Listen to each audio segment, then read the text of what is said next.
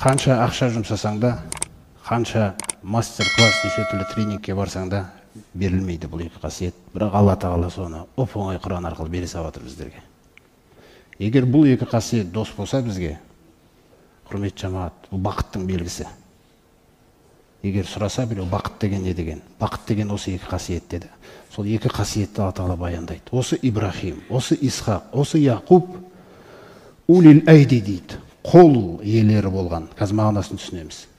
Қол иелері болған бұлар дейді. Сондай-ақ көз иелері болған дейді. Қол иелері деген сөз жігерлі, күш қуатты.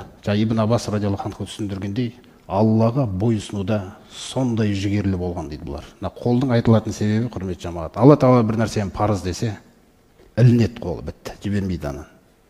Қол иелері деген ұстайды ананы. Раббым айтты ма, парыз ба, 5 уақыт намаз ба, болды. Раббыңыз мынандай нәрсені парыз қыпты, мынандай нәрсені пайғамбарым салсам арқылы сүннет қыпты, ұнамды, ұнатады екен, ұстап алады. Мынандай нәрсені жақсы көреді екен, мұстахаб екен, фиқта сол үкімдер солай келгенде дәрежесімен. Аллаға ұнай ма, ұстап алады. Жібермейді. Осы әрбір амалды Алла Тағаланың дидарын іздеп ұстап алып жібермеу, ұстап алып жібермеу, ұстап алып жібермеу. Қол иелері деген жігерлілерді, жігер. Мысалы, сіз өзіңіз бір пайғамбарымыз саллаллаху алейхи вассалам осындай таңғы уақытта зікір айтыпты, кешкі уақытта зікірлер айтыпты пайғамбарымыз саллаллаху алейхи вассалам. Мұсылман қорғанында бар. Бірақ біз оны білеміз, көпшілігіміз, сосын оны осыны айту керек еді деп жүреміз да. Неге? Қолымыз жетпейді біздің. Біз қайратты емеспіз да. Біз жігерлі емеспіз. Білеміз анан жақсы нәрсе екенін, бірақ ұстай алмайсыз. Ұстаған күндеріміз де болған. Бір күн Рамазанда мүмкін ұстадық, Рамазан айын жібере салдық. Ұстап жібермеуді қол иелері деп атайды да Тағала. Кәдімгі әдеби тілде айтып отыр. Қол иелері дейді. Қайраттылар, жігерлілер, жігерлі, талаптылар дейді да бұлар. Алла Тағалаға ұнады ма, болды. Ол амал жібермейді. Алла Тағала бұйырды ма, болды. Қолы сол жақта тұрады да оны. Яғни кез келген бір Алла Тағаладан баяндалған салих амал болса, Ибрахим, Исхақ, Яқуб дегендер оны ұстап алатын дейді. Содан өздеріне яқин келгенге дейін, яғни өлім сәті келгенге дейін жібермеген осы нәрсені.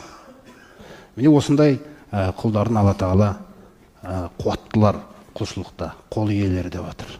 Екінші айтады, көз иелері. Біріншісі, құрметті жамағат, жігер. Біздің тілде айтқан кезде жігер талабы да, қайратты, қуатты.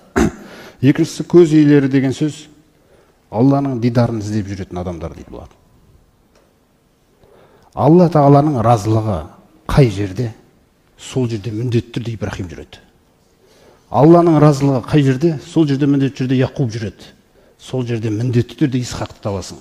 Ешқашан болмайды, Исхақ о жерде болмайтын. Ибрахим о жерде болмайтын, алейхиссалам, барлығына.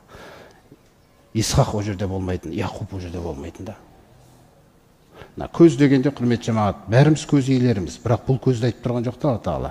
Мысалы, далада кетіп баратқан кезіңізде бір міскінді көзіңізге түсті да. Бір міскін көзіңізге түсті, бірақ өте шықтыңыз. Біз көз иесі емеспіз о жерде. Ал көз иесі деген сөз, Раббымнан маған бекер көрсеткен жоқ дейді іші. Жүрекпен, түсініз ба? Жүрегі жұмыс жасап тұрады да, маған барып бір нәрсе беріп кетейін. Немесе анаңыз үйде, балам, аяғым ауырып тұрған сияқты дейді. Сонда біреуіміз бұлай, аяғыңыз ауырып тұр ма? Көп жүргеннен ауырып қалған ғой. Бұл көз иесі емес. Көз иесі жаңа жүрекпен байланысты. Білет, Алла Тағала не қалыпты. Аяғыңыз ауырып қалды ма? Кеңіз, бисмилля, дұға оқып жүрейін. Жағып жүрейін ба, уқалап жүрейін ба? Түсіндіңіз ба? Көз иесі деген өте керемет нәрсе, құрметті жамағат. Бұндай адамдар жердің бетін ерекше дәрежеде тірілтеді. Құлшылықты ерекше дәрежеде тірілтеділер. Біз мысалы көлікпен келе жатқан кезде өткенде мысал келтірдік қой, артыңыздан біреу жаңағындай тарс еткізетін болса, біздің көзіміз нені көреді? Байқамайсың ба деген нәрсе. Бұл нәрсені айтып тұрған жоқ. Раббым, мен түсіндім. Кеше біреудің сыртына ғайбат сөйлегем, соны шығар. Сіздің көзіңіз басқа нәрсе. Алланың дидарымен жұмыс жасайды да. Алланың разылығын іздеп жүреді ол. Құлағыңыз да сондай. Мына жерде отырасыз, дастарханның басында пәленше осындай бір қиналып қапты ғой. Болды, сізге естісеңіз болды. Сол жақтасыз болды. Жиыннан кейін сіз сол жақтасыз. Сіз көмектесіп жатсыз оған. Көрдіңіз бе? Сондай көз иелері дейді да бұлар. Көрегендер деген сөз. Біздегі көреген, байқағыш, қырағы деген сөздер осы мағынаны білдіреді. Өзіміздің әдебиеттегі. Қырағы тұрады. Анжеті міскін жүр екен ғой дейді ол. Оның қасында бір адам жүрсе, әлі ондай нәрсе жүрмеген, сабыр ете алмай қалуы мүмкін да.